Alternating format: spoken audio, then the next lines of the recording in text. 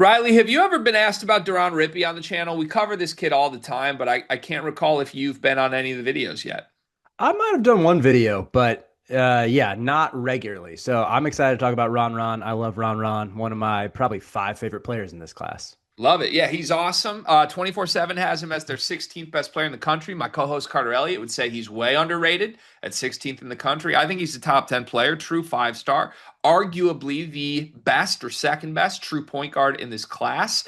Anyways, a lot of teams want Deron Rippey, and we're starting to get some intel from a lot of different sources on who actually has a chance at getting Deron Rippey. Kentucky's been sending their staff for in-home visits. It seems like daily right now. Louisville's still heavily involved, but there's plenty of non-Kentucky, non-Louisville teams that think they have a real shot here as well. Travis Branham from 24/7 had a write-up yesterday about a lot of the big recruitments and intel that he's receiving on who leads. And in his write-up for Deron Rippey, he called it a heavyweight battle, but he did say that things are becoming clearer in his recruitment. In conversations with Travis Branham's sources, it is believed that Miami, NC State, and Tennessee have emerged as the favorites for Deron Rippey. Now, Branham writes that this could change. One school could shake this up. And the school that he alludes to that could change the course of this recruitment is actually Pat Kelsey's Louisville Cardinals, who, as Branham notes, Louisville has gone all in on Tay Kinney.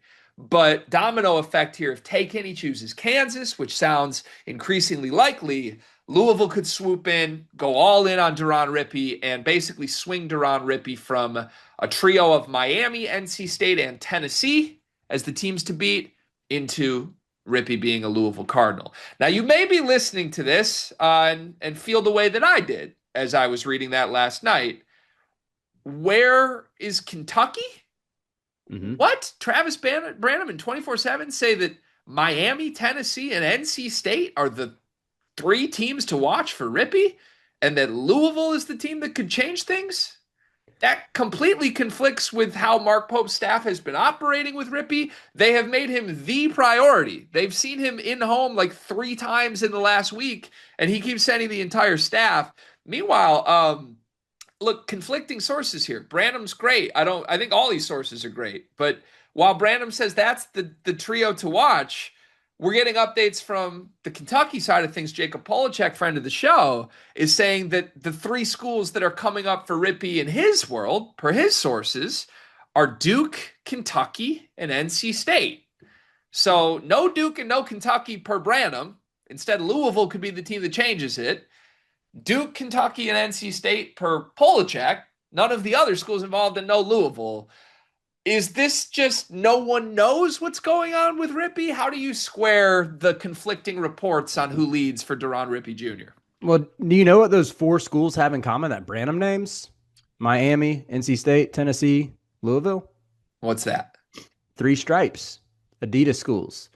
Ron Ron played on the Adidas circuit, and in some ways, I'm like, is Branham, like, again, this is all due respect to Branham. He's been in this game for forever and has largely been seen as one of like the pillars of recruiting coverage. So I'm not questioning his ability to source and vet information, but the whole heavyweights thing, I'm like, is an Adidas rep just telling you to call all these schools heavyweights or something? Because when I think heavyweights in college basketball, the only one who has an argument for that out of that trio is Tennessee. And even them, that's more like in the past 10 years type of thing. So I wonder how much Adidas plays a factor here. I kind of thought we were beyond that era of shoe companies determining where a player goes when you see someone like Cooper Flagg sign with New Balance, Caleb Wilson as well, when both of those guys played at either a Nike or a Jordan school. But I wonder if there's some sort of comeback here where Adidas is focusing a lot of its efforts, a lot of its money on sort of rebranding themselves as a basketball power or something.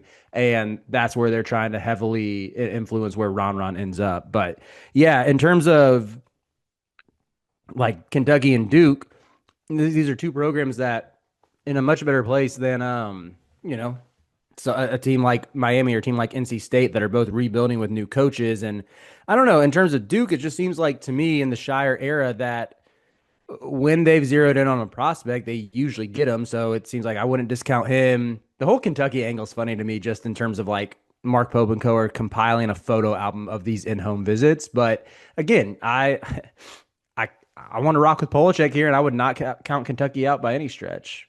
Yeah, I think it would be like, I don't know, the safe way to interpret all of these conflicting reports to just say it's still a very wide open recruitment and a lot of schools feel they have a serious chance. Now, I think your point about the Adidas stuff is a good one because maybe the smarter or more, I don't know, the sharp way to interpret this would be Travis Branham, national recruiting insider, covers people everywhere at all times, all sources, probably has the pulse better than anyone, not just Polachek, but anyone on earth, probably has the pulse of how important shoe sponsorship companies are in recruitments. Like you would Hmm. expect if anyone that covers recruiting would know, oh, this is one that's going to come down to the shoe deal.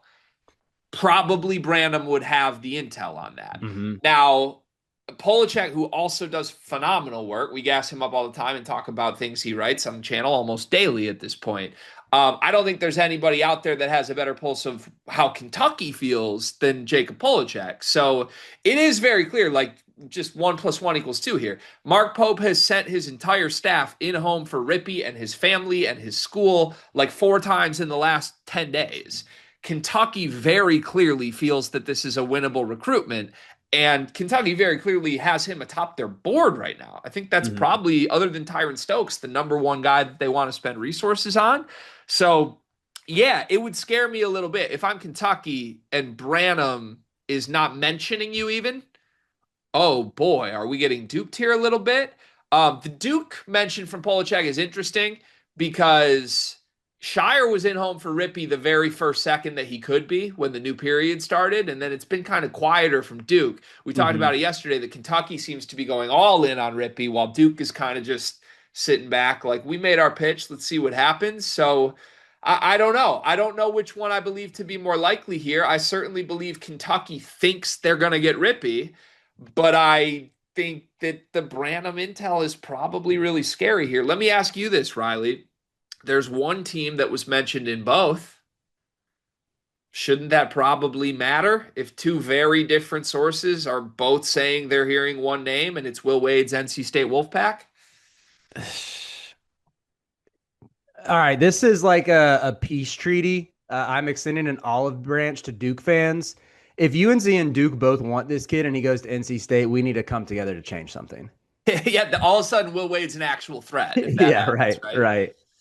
right. To me, I don't know. That's the one I wonder can Wade pull something like this off before recruits see what the product looks like on the court, you know? Because that to me will be the sign. It's like, oh, he actually does have some staying power and some juice here if like recruits are buying in, even if it's like buying in a little bit blind and you can't see what this is going to look like in the ACC. The best you can do is point to what he did at LSU 4 or 5 years ago in terms of what a Will Wade system looks like in a power conference. But yeah, I mean, as much as I want to, you can't discount him.